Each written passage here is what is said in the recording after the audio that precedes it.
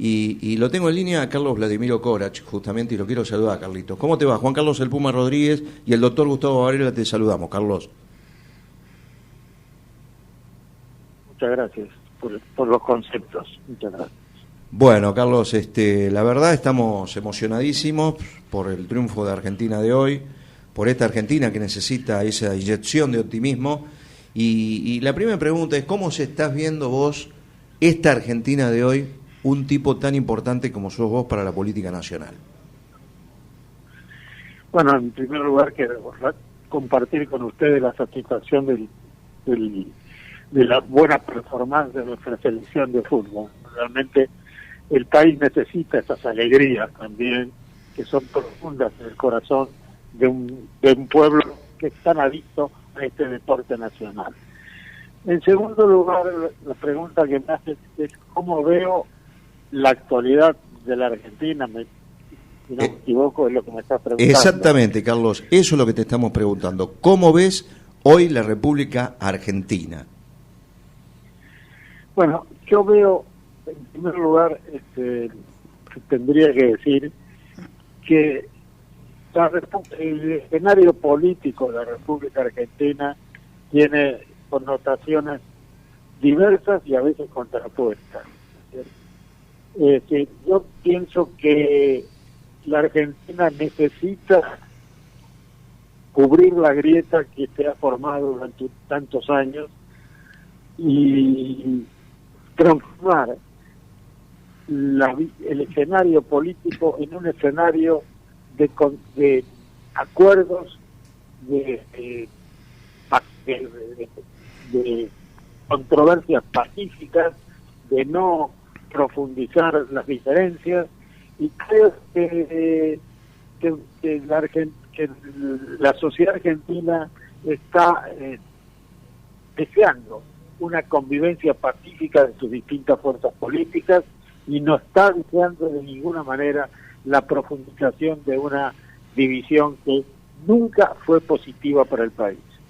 Ustedes recordarán históricamente la división entre el radicalismo y el conservadurismo, y la división entre el peronismo y el antiperonismo, y estas nunca fueron divisiones que le aportaron al país cuotas de sensatez, de progreso, de unidad nacional. Yo pienso que realmente los argentinos debemos reflexionar que solo pensando que el conjunto de la sociedad tiene un destino común es como vamos a llegar a una convivencia pacífica de las distintas fuerzas políticas. Doctor. Por supuesto que... Sí, doctor Corach, disculpe que lo interrumpa, soy Gustavo Varela acá acompañando a Juan Carlos. Sí. Por supuesto que compartimos totalmente lo que usted señala, pero digamos que existen figuras que son, de algún modo, como emblemas de la confrontación, y digamos, para ir al grano, ¿cree usted que este anuncio de Cristina Fernández de que no va a tomar parte en ninguna contienda electoral, no va a ser candidata a nada, puede descomprimir el panorama? ¿Cómo lo veo? ¿No tiene ningún efecto, en su opinión? Bueno, yo pienso que en definitiva lo que dijo la señora es que ella no va a ser candidata, pero de ninguna manera ella declinó el liderazgo que naturalmente ejerce dentro del peronismo. Solo ella no ha dicho me retiro de la vida política, ha dicho simplemente no voy a ser candidata, y no voy a ser candidata no implica, repito, de ninguna manera que la señora decline el liderazgo que naturalmente está ejerciendo en el peronismo de la Argentina, ¿no? Carlos, hubo muchos presidentes en la Argentina, estuvo Julio Argentino Roca, el teniente general Juan Domingo Perón, Hipólito Yrigoyen, y uno lo nombra a Carlos Saúl Menem, dentro de todo eso, en un libro de historia importante en la historia de los argentinos. Bueno, la tiene que nombrar a Cristina Fernández de Kirchner porque ha sido 2 veces también presidenta de la República, pero vos estuviste muy cerca de Carlos. ¿Cuál es el recuerdo de ese Carlos Saúl Menem presidente, pero principalmente amigo de Carlos Corach? Mire, esencialmente yo he aprendido mucho de Carlos Menem y le quiero señalar algunas características de Carlos Menem, presidente y fuera de la presidencia. Nunca, pero escúcheme, nunca le oí a Carlos Menem hablar mal de nadie. Nunca. Nunca le oí a Carlos Menem castigar o desear la destrucción con nadie. Nunca le escuché a Carlos Menem dar instrucciones para perjudicar a nadie. Y le puedo asegurar que lo que le he conocido mucho, he trabajado con él y nunca, le vuelvo a repetir, he escuchado de su boca una manifestación de desprecio, de rechazo hacia nadie. Doctor, de mi parte la última en esta grata charla con usted. ¿Cómo ve el panorama económico en concreto de cara al primer semestre del año 2023? ¿Cómo? No lo entendí. El panorama económico para el próximo semestre, digamos, ¿cómo ve la situación económica? Yo pienso que hemos atravesado, como muchos países, una etapa muy difícil con la pandemia, etcétera, y distintos problemas que tuvo los precios de las commodities, etcétera. Pero yo veo con optimismo que en los próximos meses la Argentina va a empezar a recuperar poco a poco los precios de las commodities, etcétera, y los argentinos vamos a poder vivir mejor. Uh-huh. Bueno, será cuestión de esperar, ¿no? Ojalá eso.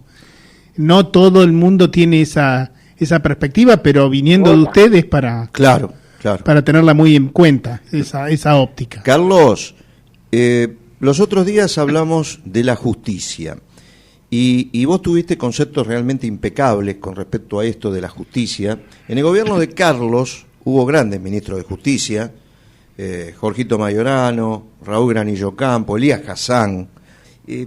Yo decía que Carlos Menem había tenido muchos ministros de justicia brillantes y nombré varios. Nombré a Rodolfo Barra, nombré a Elías Hassan, nombré a Raúl Granillo Campo, nombré a Jorge Mayorano. Mirá los nombres que estoy dando. Y yo decía, como vos también en algún momento también lo dijiste, que no es necesario hacer una reforma constitucional, porque la justicia, a ver, yo hablaba los otros días de la prudencia, la templanza, la fortaleza. A ver, digo, hay que respetar esos puntos, Carlos. ¿A qué te refieres concretamente? Que no debe existir una reforma constitucional, una reforma judicial, no constitucional, judicial. Sí, yo pienso que esto depende mucho de la evolución de las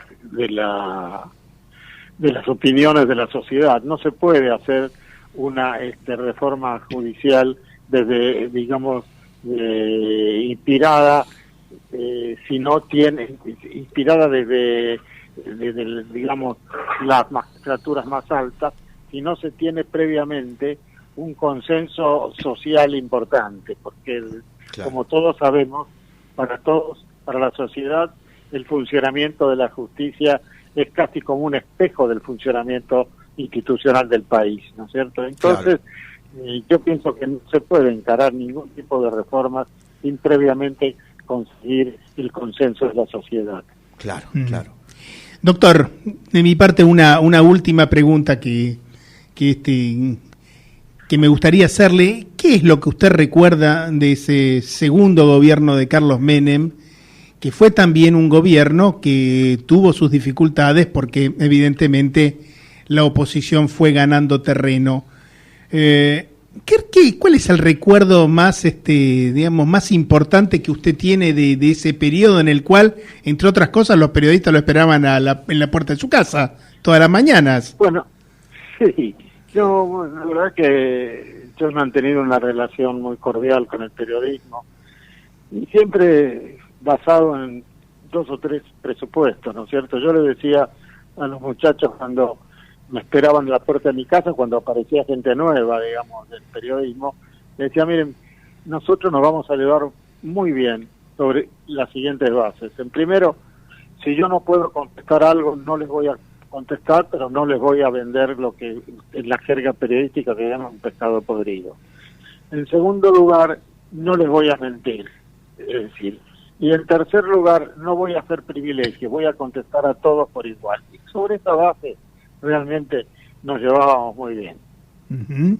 Claro. Sí. Usted hacía en realidad también, no solamente, bueno, en fin, un ministro tan importante, sino también que hacía de vocero presidencial, ¿no? Sí, es en cierto, alguna medida.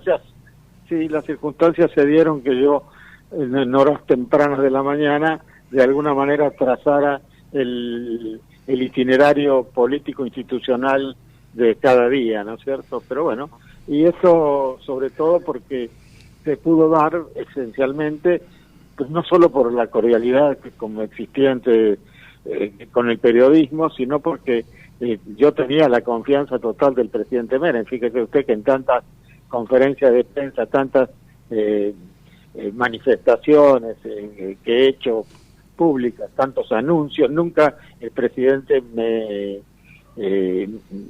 desautorizó. Claro.